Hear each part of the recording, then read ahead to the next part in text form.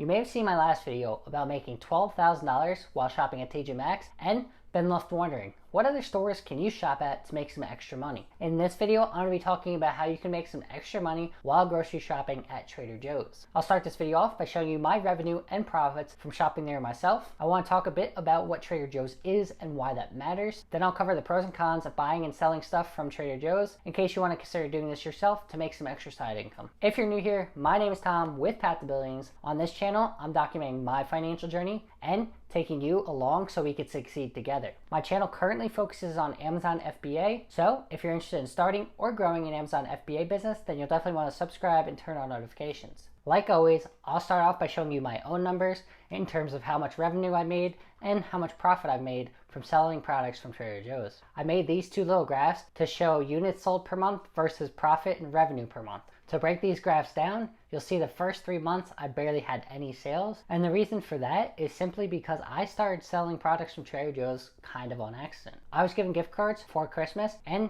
I decided to go there one day and spend them. Since I was selling on Amazon already, while I was there, I instinctually started scanning a couple products to see if there was any potential profit out of curiosity. I ended up finding a few products that I decided to try and sell on Amazon. So those first 3 months were me just trying it out. Then in August, I decided to buy a lot of products solely for the purpose of reselling them on Amazon, and you could see the subsequent spike in sales. Since then, my average monthly sales have been around the same range, except for this small dip here in October. If you're curious about that dip, then definitely check out that video here I did about my first year on Amazon, because I briefly touch on it in there. We all know what happened in the beginning of this year to cause this huge drop off in sales in April, but you could see in May I started to bring it back again. My total revenue for the year from May to May was $4,458.52, and my net profit was $953.06, which is a little over 20% profit margins.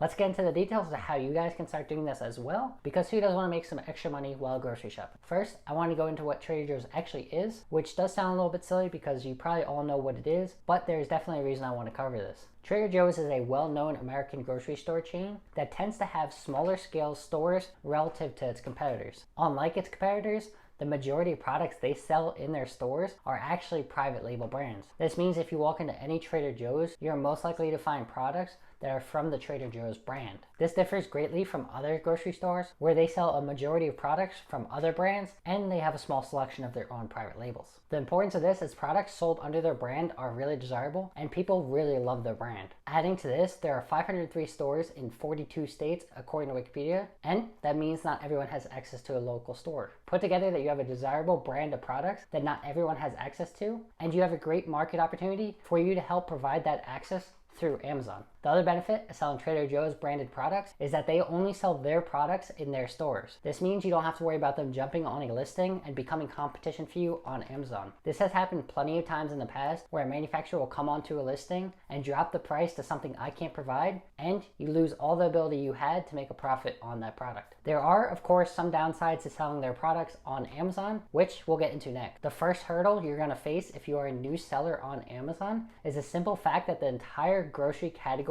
is gated when you start out. Fortunately for you, I recently made this video talking about how to get ungated in any brand or category, even if you're just starting out on Amazon.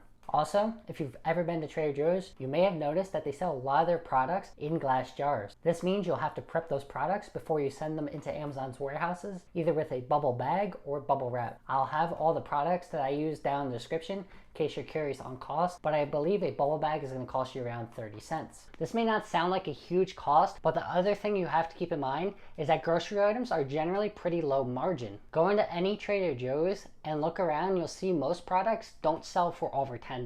The majority of what you'll be buying and selling is going to be under $5, and most likely you'll sell for about 2.5 to 4 times what you bought it for. You can still get 100% ROI, but 100% ROI means you're going to be making $2 or $3 per product. I've mentioned in previous videos that I'm slowly increasing my minimum profit threshold, and currently it stands at around $2.30. This means that a lot of products I was previously buying and selling from Trader Joe's, I no longer buy anymore because they don't meet that minimum profit threshold. You'll have to make your own determinations on what margins are worth it to you. If you want to make an extra couple $100 a month, you can focus in on Trader Joe's and get to know the store really well. You can know what products are currently in demand, and you could find out what products are going out of stock so you could stock up on them and sell them. From my understanding, Trader Joe's does rotate about 15 items in and out of stock every month. So if you know what those products are, you can stock up ahead of time, and when they sell out on Amazon, you can then come in and be one of the only sellers. Let's go over the step-by-step process to start buying and selling products from your local store so you can start earning some extra money.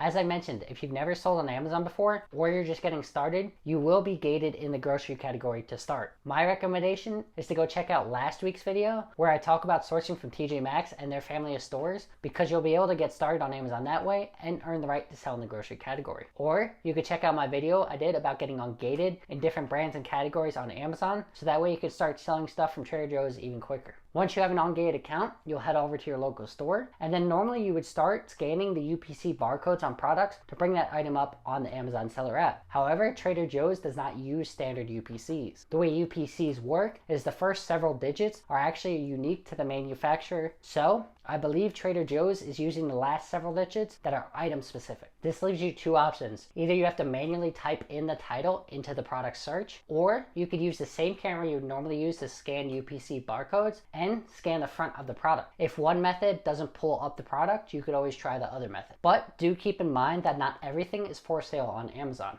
Once you pull up a product, you want to look at a few different pieces of information that come with that listing to help you make a determination whether it's a good buy. The first is you want to make sure the title and the image match the product you are actually purchasing. There are a ton of items at Trader Joe's that sell as multi-packs with 2 or 3 units per Amazon listing. You want to keep this in mind when calculating your purchase price, because if it is 2 units for a listing, you got to multiply your purchase price by 2. Then you want to look at sales rank to get an idea of how often this product sells. Just a ballpark for the grocery category, I personally won't go over 150,000 unless it's got some really good profit in it. The lower the number, the faster it sells. This is something you'll adjust to understanding as you buy and sell more product. Next, you'll see your low price, Amazon fees, and gross proceeds. Gross proceeds are before your purchase price, so you want to click that bar and you want to put in your purchase price to see net proceeds. Keep in mind, I mentioned earlier that a lot of products from Trader Joe's are glass, so you'll have to prep them. This means if you have to put the product into a bubble bag, you want to add 30 cents to your purchase price. The next thing you want to keep in mind is how many units you want to buy. The lower the sales rank, the quicker the item sells, the more you generally want to buy. But I've heard Trader Joe's can be against reselling, so you don't want to go and buy dozens of units and have them asking questions. If anyone ever asks me questions, I always just tell them I'm buying for families that don't have stores near them, but I've never actually had an issue with this personally. Hopefully, you'll leave the store with some profitable products that you can send into Amazon to start selling. This is going to be the tedious part of the process where you have to prep those items to send into Amazon's warehouse. Fortunately for you, I have a video